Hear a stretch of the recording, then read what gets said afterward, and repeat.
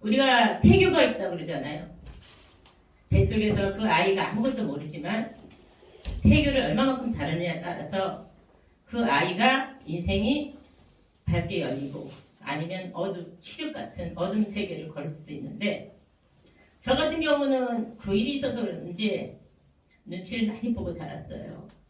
또 남아 선호 사상이 깊이 뿌리 박혀 있는 집안에서 일 오빠가 하나 잘못되고 또 밑으로 남동생이 하나 잘못되다 보니까 오빠도 잡아먹은 갓나비기가 됐고 남동생도 잡아먹은 갓나비기가 돼갖고 맨날 구박덩어리였죠.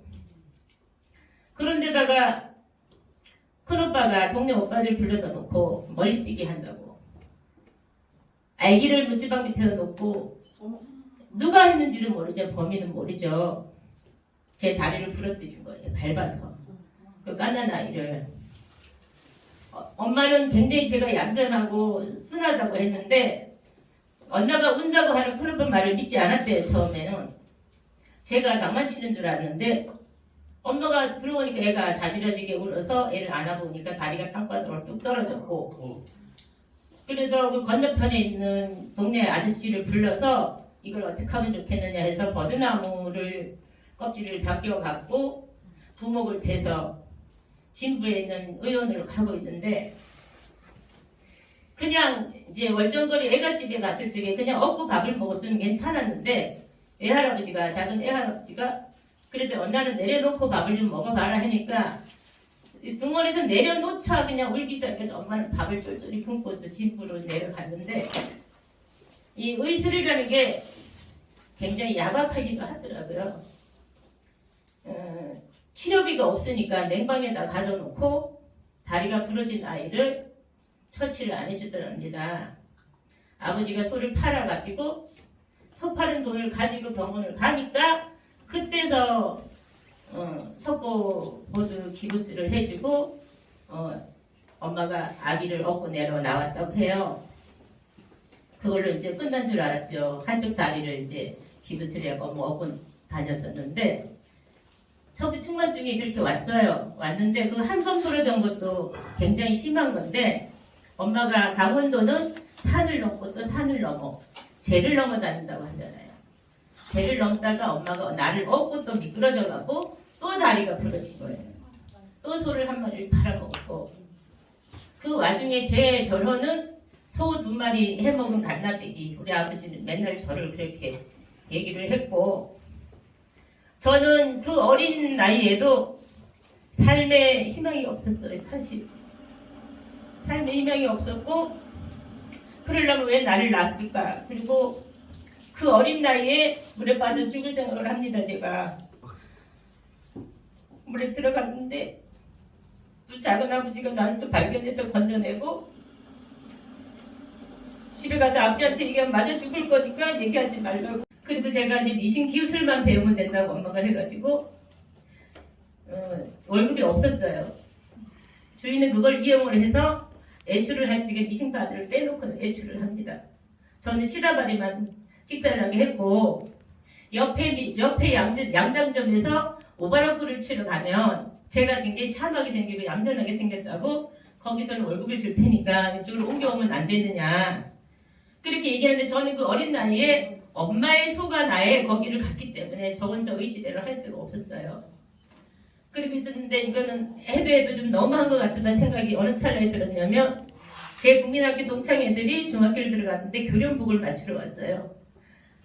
저는 창피해요. 그 아이들이 와가지고 바느질 꼼꼼하게 해달라고 나한테 했을 적에 진짜 그거 제발 뜨기 바느질 하는 게 너무 싫어서 나 여기서 탈출해야 되겠구나. 내가 언제까지 미싱도 안 가르쳐주는 여기에서 일을 해야 되겠는가 하고, 작은 오빠가 그때 중학교를 다니고 있었는데 작은 오빠를 딱 붙잡았어요. 내다보고 있다가, 오빠 난 집에 갈래. 작은 오빠 자전거를 타고 다녔고 작은 오빠를 따라서 집에 올라갔어요. 올라가고 그 집에서 또 찾아왔지만 저는 완고하게 못 간다.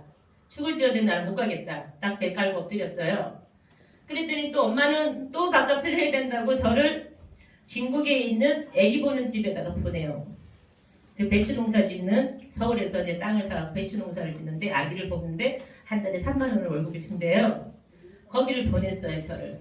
거기를 보내갖고 있는데 아버지가 사고로 그 해에 돌아가십니다.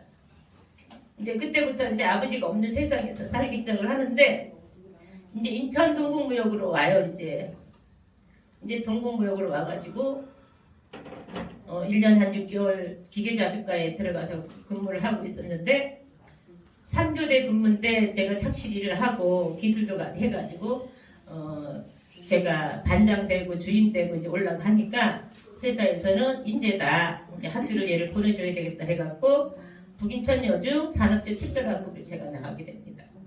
산업재 특별학급을 나가게 되는데 중학교 3학년에 졸업반이었어요. 제가 한 남자한테 납치를 당합니다. 참 인생이 참 기구하죠.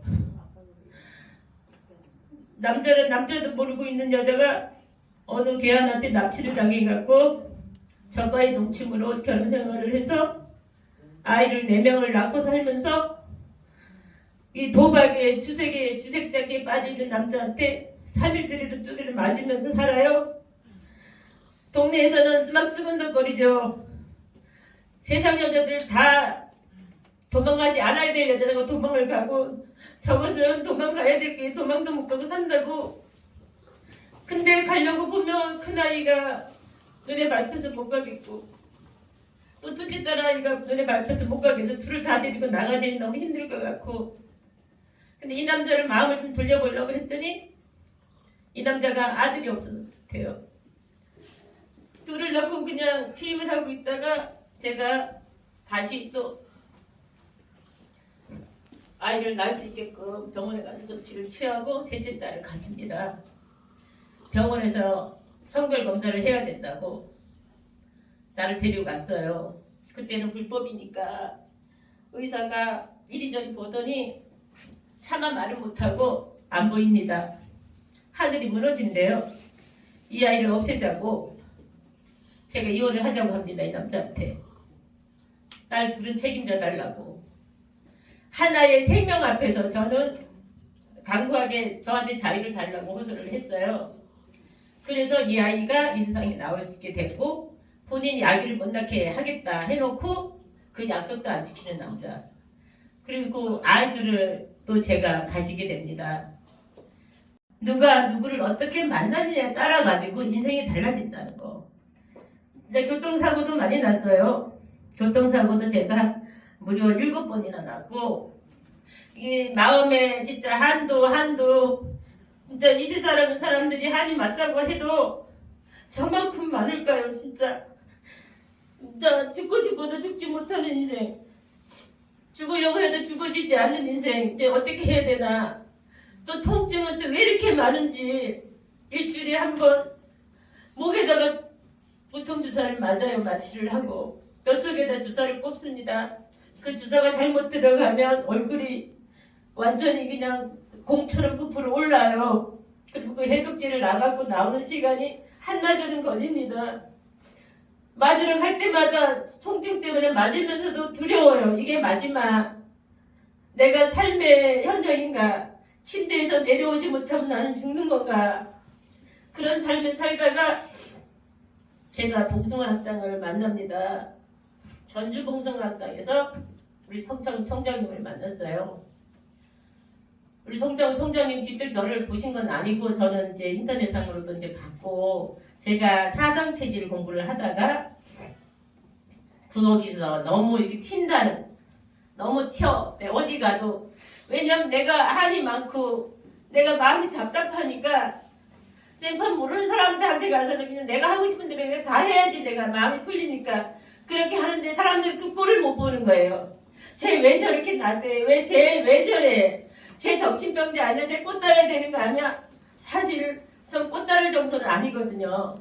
근데 사람들이 남의 말 하겠다고 남의 말을 합니다.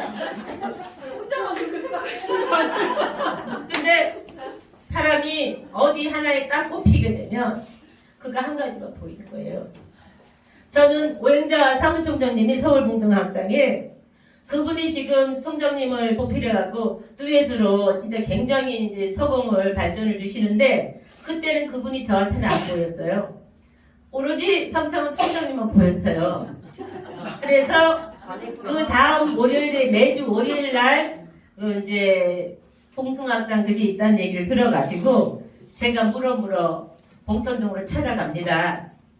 찾아갔는데 딱 올라가니까 하는 얘기가 아니 전주에서 여기를 어떻게 온 거야? 저 인천에서 왔는데요. 그랬더니 인천에서 전주까지 왔던 거냐고 그렇게 하면서 제가 총장님한테 말씀을 딱 드립니다. 저는 이만저만해서 대한사상체질협회에서 쫓겨났고 거기서 이사직을 달고 있으면서 쫓아냈고 그래서 나는 오픈 채팅방이니까 쫓아내니까 다시 들어갈 수도 없는 상황이고 근데 여기는 열려있는 채팅방이에요. 내가 죽을 때까지 안 나간다고 하면 봉숭아학당이 폭파하기 전에는 나를 보내주시는 거야. 그래서 내가 총장님한테 딱 다짐을 받고 입회를 하게 됐고 일주일에 한 번 이제 개근을 하겠다고 열심히 다녔어요. 열심히 다니다가 코로나가 발생을 합니다. 사람들이 자꾸 저를 위안을 주더라고요. 김태희 엄마만 보내는 게 아니고 언니들의 엄마도 오빠들의 엄마도 다 저수당을 가는 거는 누군가도 막을 수가 없다. 대신 가줄 수도 없는 거기 때문에 새 삶을 찾아서 가야 된다. 그래서 제가 이제 한 6개월을 이제 많이 이제 좀 우울하게 지내다가 다시 삶을 개척해야 되겠다고 삶을 시작을 해서 오늘날까지 이렇게 오면서 우리 총장님께서 이렇게 말씀을 하셨어요. 물건을 팔려고 하지 마라. 마음을 기울여라. 그리고 솔직해라. 그리고 좋은 사람을 찾지 말고 내가 먼저 좋은 사람이 되라. 그러면 김태희가 알려지게 되면서 김태희가 하는 거는 인정을 해줄 거다. 저는 지금 천하무적이에요. 넘버원이고 글로벌로 도약을 하고 있고요. 우리 회사는 별 스타가 되는 겁니다. 원스타 내가 영어를 잘 못하는데요. 원스타, 투스타, 쓰리스타, 포스타, 파이브스타, 크라운이 최고 직급이에요. 근데 제가 지금 현 위치는 3스타 목전에 두고 있고요. 나트랑 여행 프로모션을 달성을 했습니다. 우리 스폰서님 덕분에. 네, 우리 스폰서님은 4스타, 우리 스폰서님은 3스타. 제가 이제 3스타가 됨으로써 4스타에 또 올라가시고 또 내가 또 직급을 가면서 밑에 2스타를 3스타를 끌어올리면서 제가 4스타를 가는 내가 잘 되기 위해서 뛰는 것보다 파트너 사장 주머니에 돈 들어가게끔 상생을 주니까 내가 여기 자리에 와 있고 지금 현재 눈앞에 이익보다는 먼 10년 후에 내가 어떤 위치에 서 있다는 거 그거를 상상을 그리면서 우리 정동훈 학장님 그리셨거든요. 많이 우울할 때 체면치유할 적에 극장을 그리라고 했고 내가 강의를 하는 데 있어서 10,000명이 모여있는 강단에서 내가 강의를 한다는 걸 상상을 하라고 그러셨는데 제가 버킷리스트를 작성을 합니다. 냉장고에 앞에 처음에는 이제 창피해갖고 정판에다가 못 붙여놓고 있다가 옆주댕이다 붙여놨어요. 나만 보여. 주방에 저렇게 많이 보이는 데다 갖춰놨다가 회사에서 냉장고 앞에다 보기 좋게 딱 붙여놓으면 남편이 달라질 거고 자식이 달라질 거고 한다고 해서 이제 조금 밀려갖고 이제 그것만 딱 붙이기에 좀 미안하니까 올해 토끼 해니까 토끼 인형을 먼저 하나 갖다 딱 눌러다 붙여놨다가 거기에다가 이제 색깔 있는 도화지에다가 제가 버킷리스트를 10개를 딱 적어갖고 올려놨더니 또 집안 분위기가 조금 이제 온기가 도는 것 같아요. 이 여자가 그냥 바깥에 나가갖고 돈만 쓰고 돌아다니고 놀기 좋아하고 놀러만 다니는 게 아니라 뭔가가 비전이 있구나, 뭔가가 꿈이 있구나, 가족을 위해서 뭔가가 하려고 하는. 제가 이번에 여행 프로모션을 도전을 해가지고 성공을 하고 나니까 자동차를 전기차로 바꿀까 뭘로 바꿀까 막 고민을 했었는데요. 우리 회사에 이제 그랜저 이제 프로모션이 있거든요. 처음부터 내가 벤츠에 도전할 거야 하는 것보다 차근차근 그랜저 도전하고 그랜저가 달성이 되면 그랜저를 열심히 끌고 나 우리 회사에서 탄 그랜저야 끌고 다니다가 그 다음에 벤츠도 도전하고 그러면서 내가 꿈을 이루면 나도 누군가의 꿈이 된다는 거. 역경은 그다지 중요하지가 않아. 역경을 그만큼 견뎌낸 사람일수록 경력 그만큼 훈장을 달았고, 훈장을 달게 되면 나한테는 뭐가 생기느냐.